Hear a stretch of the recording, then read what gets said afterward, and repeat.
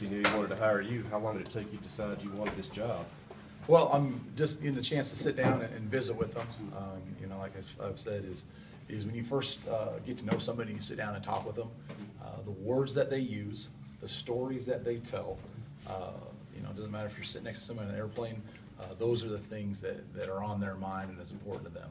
And you know, after going through and kind of getting to know each other, the biggest thing was just the culture of the kids that he's recruiting and the culture of the kids on the team. Right now, that just I think is a real fundamental attribute of being successful in college football. What's it like coming in with two other new defensive coaches as well? You know, I think you know, Maurice and T-Buck have been great. You know, I think sometimes it's almost when you come in with other people, it really forces you to do a great job with the terminology, the install, the language. You get a chance to you know, to be whoever you want to be. Sometimes when you come in and there's, you know, 2 or 3 guys that have been there in the past, that's a tougher transition just from the way we've done things to the way we're going to do things. How much have you talked with David Turner? Just obviously he's kind of the returner. You know, what has he kind of told you about the program? No, Dave's been invaluable. You know, of knowing the guys. You know, he was exceptional in recruiting. Thought he did a great job finishing. You know, especially with Jeffrey. But he is a guy that's the ultimate professional. He's been great in our install meetings. Brought a you know, wealth of knowledge to what they've done in the past, the way he's done it at other places. So he's been a great sounding board for us. Of course, you moved around a lot. What was it like jumping into a really intense recruiting battle like this on such short notice and then succeeding so well? Well, you know, it's intense everywhere you go.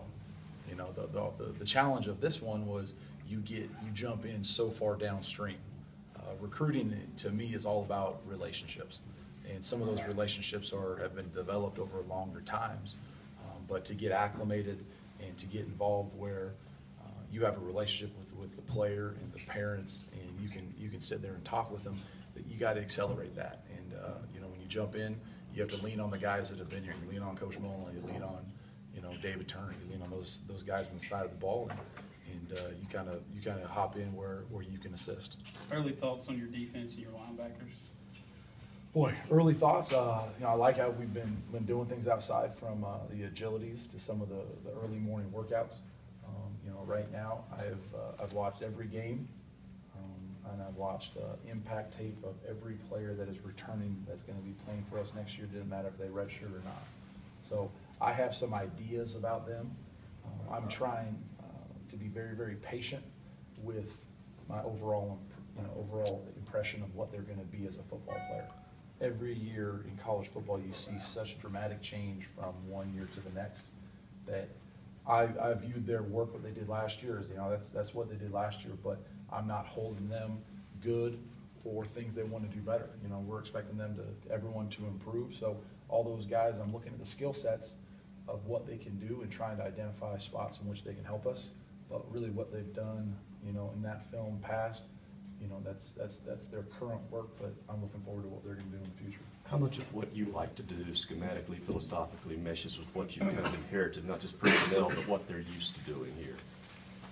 You know, there's quite a bit. You know, I know Manny and Jeff did some 3-down and some 4-down things. You know, I think once you get into the season, you start focusing and you start playing a lot more of what you think your strengths are. But for me, it's really not about what I want to do. We've gone through and we've already studied the conference. I think when you get into these situations, you need to identify what you need to do to win a championship, not what I've done in the past. I think there's 2 ways to look at it. You look at it from the back end and like, okay, I need to get to here, and then you work backwards. Or you think, well, I've always done A, B, and C, therefore I'm going to continue to do it, which I think is, you know, for this situation isn't the right way to do it. We need to identify what we have to do in this conference to win a championship, what we have, you know, at our disposal on our roster, and then I think from there, once you make those decisions, then I think you can start pushing forward. You being a West Coast guy, and of course all your time out there with Washington, Southern California, pros like that, there's that little SEC antipathy built in, but you've also been in the SEC and the Southeast before as well.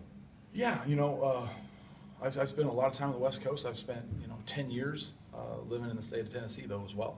Mm-hmm. You know, played the Titans for 7 and lived there an additional year, and then 2 years in Knoxville. So I felt like I have a good understanding of what the conference is about, what the expectations are about, and the passion of the fans.